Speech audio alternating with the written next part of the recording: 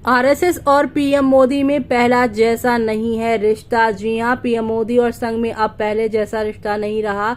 हर बीते दिन के साथ बदल रहा है सब कुछ।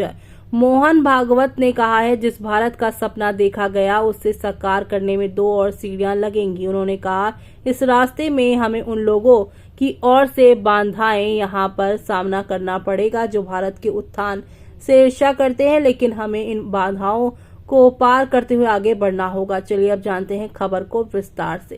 कांग्रेस ने केंद्र में सत्तारूढ़ भारतीय जनता पार्टी पर शुक्रवार को तंज कसते हुए कहा है कि लोकसभा चुनाव के नतीजे आने के बाद से प्रधानमंत्री नरेंद्र मोदी और राष्ट्रीय स्वयंसेवक से जो संघ है यानी आरएसएस के बीच संबंधों में गिरावट आई है। विपक्षी दल ने यह भी दावा किया है कि हर बीते सप्ताह के साथ इस सरकार की उम्र कम होती जा रही है। कांग्रेस महासचिव जयराम रमेश ने एक्स पर एक पोस्ट में दावा किया है, 4 जून 2024 के बाद से नॉन बायोलॉजिकल प्रधानमंत्री और आरएसएस के बीच संबंधों में गिरावट आई है। उनके बीच तनाव की स्थिति भी बनी हुई है। उन्होंने कहा, पुणे में शुक्रवार को एक कार्यक्रम में आरएसएस प्रमुख मोहन भागवत ने परमात्मा के अवतार संबंधित प्रधानमंत्री के दावे को लेकर उन पर निशाना साधते हुए कहा कि हम भगवान बनेंगे या नहीं इसका फैसला लोग करेंगे। हमें ये प्रचार नहीं करना चाहिए कि हम भगवान बन गए हैं। रमेश ने एक मीडिया रिपोर्ट को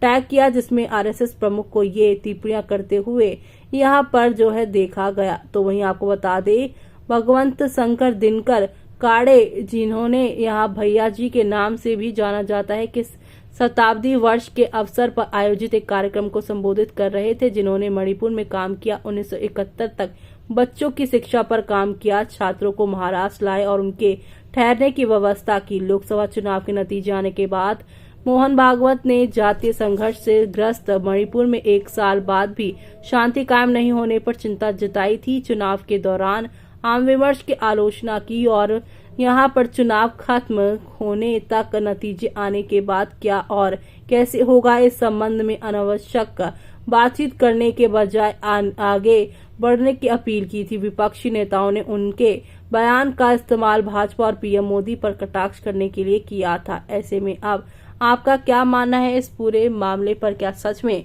लोकसभा में गिरे हुए जनाधार की वजह से ही आरएसएस रूठ गया है बीजेपी सरकार से, और यहाँ पर उनके ऊपर लगातार वो इल्जाम लगा रहे हैं कि जो है अब भाजपा सरकार खासतौर से पीएम मोदी अपने आप को भगवान मानने लगे हैं, जिसकी वजह से जो है वो यहाँ पर लोगों के बीच में कहीं ना कहीं पीछे छूट गए हैं। ऐसे में आपको ये कितना सच लगता है, हमें कमेंट बॉक्स में कमेंट करके बताना ना भूलें।